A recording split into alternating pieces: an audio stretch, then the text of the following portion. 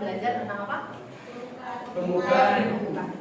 Tapi sebelum kita mulai pembelajaran, kita seperti biasa berdoa ya, supaya ilmu kita nantinya bisa berkah dan manfaat. Yuk.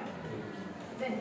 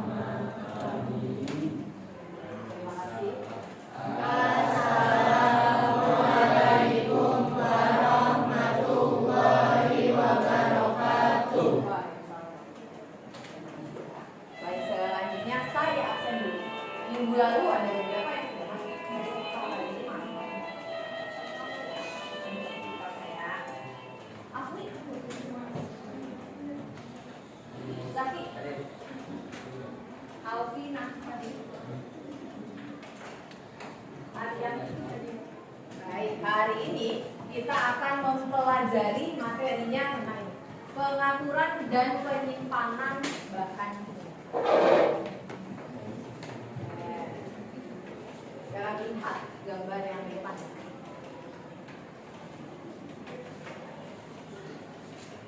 Saya menampilkan gambar. Silahkan, ini sudah pernah saya tampilkan di minggu lalu. Nanti yang bukan. Nah, hujannya masih ingat apa?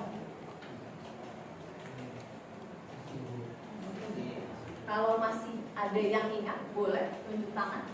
Apa sih maksudnya gambar ini? Dari yang minggu lalu sudah saya jelaskan. Katanya masih ingat. Apa? Supaya nggak nyampur, Bu. Apa?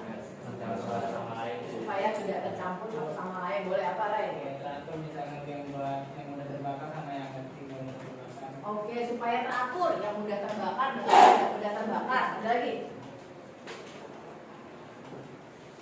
Ada lagi yang lain?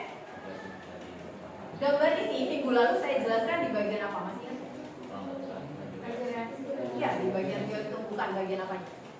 Manfaat belajar teori tumbuhan terhadap laju reaksi. Yang nah, jadi kita mempelajari ini tuh supaya apa tadi? Apa Riz? Yang kencang, Riz? Supaya zat khususnya di lab itu tidak bereaksi antara yang satu dengan yang lainnya. Nah, hari ini kalian akan belajar tentang itu. Nah, apa sih ini? Indikatornya adalah merancang, ya, merancang dan cara penyimpanan bahan untuk mencegah perubahan fisika dan kimia agar dapat terkendali. Yang kedua adalah mempresentasikan. Jadi nggak cuma dirancang yang disampaikan. Mempresentasikan cara penyimpanan bahan untuk mencegah perubahan fisika dan kimia agar dapat terkendali. Bu, jadi tujuannya kita ngapain? Nah, tujuannya adalah kalian harus dapat merancang cara penyimpanan bahan untuk mencegah perubahan fisika dan kimia agar dapat terkendali jika disajikan berbagai bahan kimia. Yang kedua, kalian harus bisa mempresentasikannya. Ingat kalimat terakhirnya, jika disajikan berbagai bahan kimia. Berarti pembelajaran kita hari ini dilakukan dengan cara eksperimen ya. Jadi ada eksperimen hari ini yang saya nilai ada beberapa. Yang pertama adalah sikapnya. Jadi nanti akan saya nilai siapa yang aktif bertanya, siapa yang aktif menjawab, siapa yang aktif berdiskusi. Yang berikutnya adalah presentasi. Jadi nanti saat presentasi tentu akan dinilai ya. Kita lanjutkan. Oh ya, ini sudah per kelompok ya. Masing-masing kelompok saya tanya dulu deh, yang kelompok 1 yang mana? Kelompok 1, kelompok 2, kelompok 3, 4, 5 yang di depan. Baik, sudah sesuai kelompoknya masing-masing. Saya bagikan dulu LKPD-nya.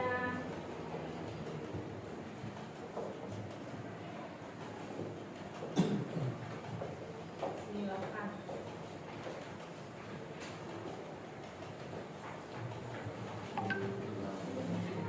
Oke.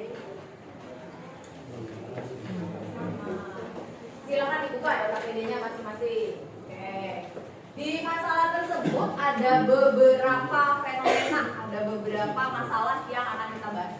Lihat, boleh sambil lihat di LKPD, boleh juga lihat di slide yang saya tampilkan. Yang pertama adalah gambar ini. Nih. Gambar apa sih ini? Supermarket, minimarket. Kalau kalian lihat gambar itu, what's on your mind? Rapi saja.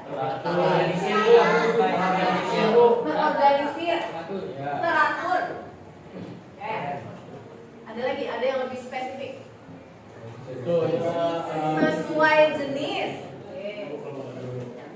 Kelompok 4 mau lebih dulu boleh. Ya. Assalamualaikum warahmatullahi wabarakatuh. Waalaikumsalam warahmatullahi wabarakatuh. Saya Muhammad Abasi mewakili kelompok 4 ingin membacakan suatu masalah, pengorganisasi masalah, yaitu soal nomor 1.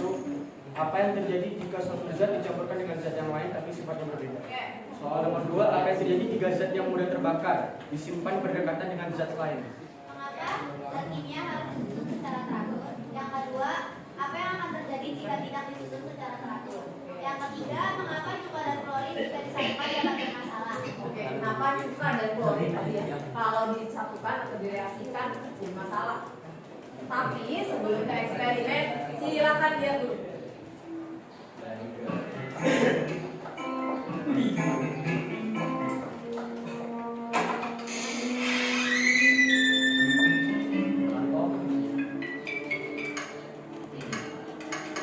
Videonya agak lama, kira-kira 11 menit.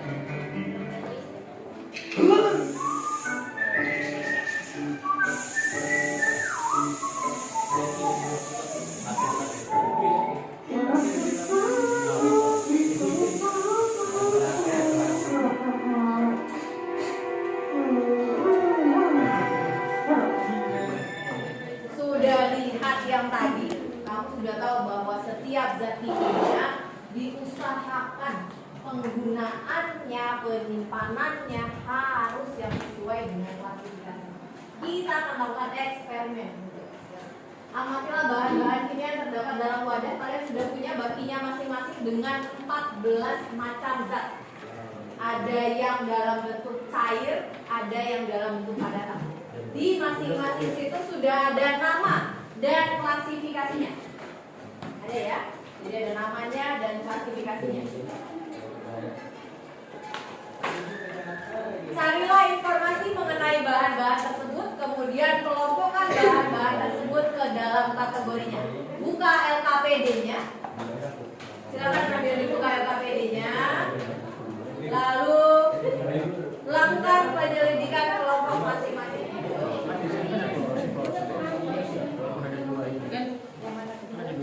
Oh iya, terus saja. Boleh kalau ada 5 yang boleh.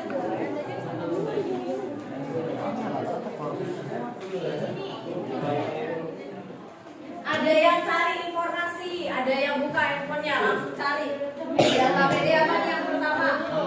Korosif, cari datanya. Bagaimana cara menyimpan zat yang korosif?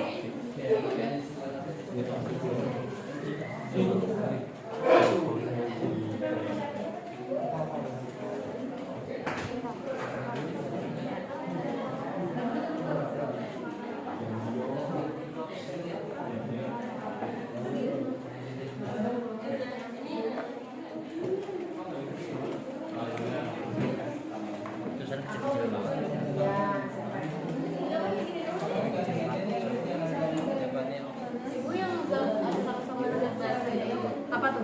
Yang mana? Asam basa dari mana bedanya?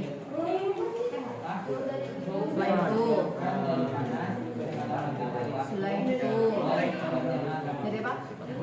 Sifat korosif. Semua yang korosif itu asam. Oke, sekarang lihat ke depan. Kita akan masuk ke bagian menyajikan asam. Jadi yang mau dipresentasikan adalah itu tuh bagiannya dari depan. Yang pertama, bahan yang mudah korosi dan cara penyimpanannya. Yang mudah korosi dan cara penyimpanannya yang mempresentasikan adalah kelompok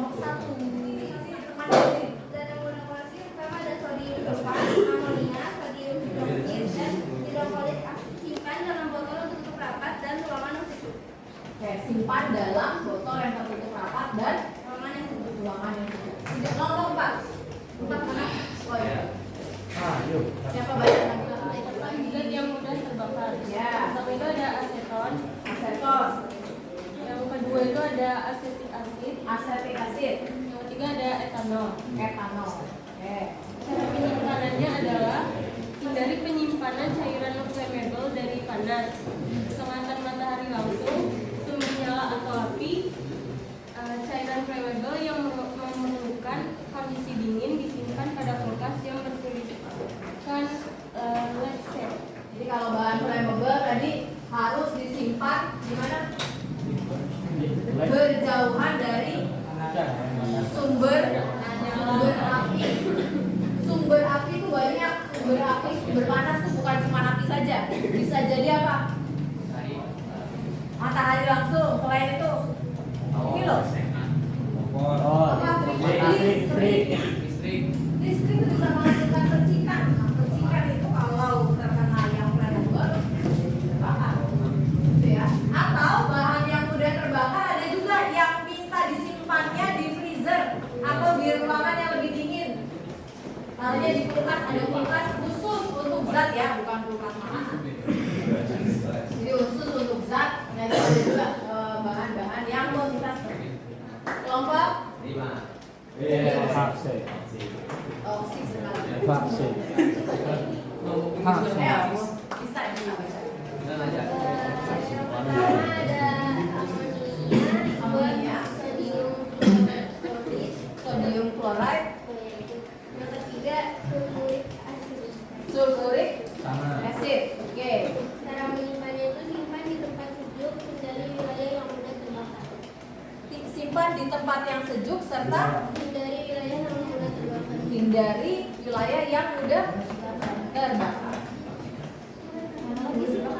Oke, ada lagi yang berbeda nggak? Sodium fluoride, amonia, sama satu lagi apa tadi kak? Sulfuric acid. Oh iya. Jadi yang toksik itu digambarkan dengan yang gambar tengkorak ya. Jadi itu mudah banget diidentifikasinya. Udah ya, kita undi ya. Yang baca kesimpulannya siapa?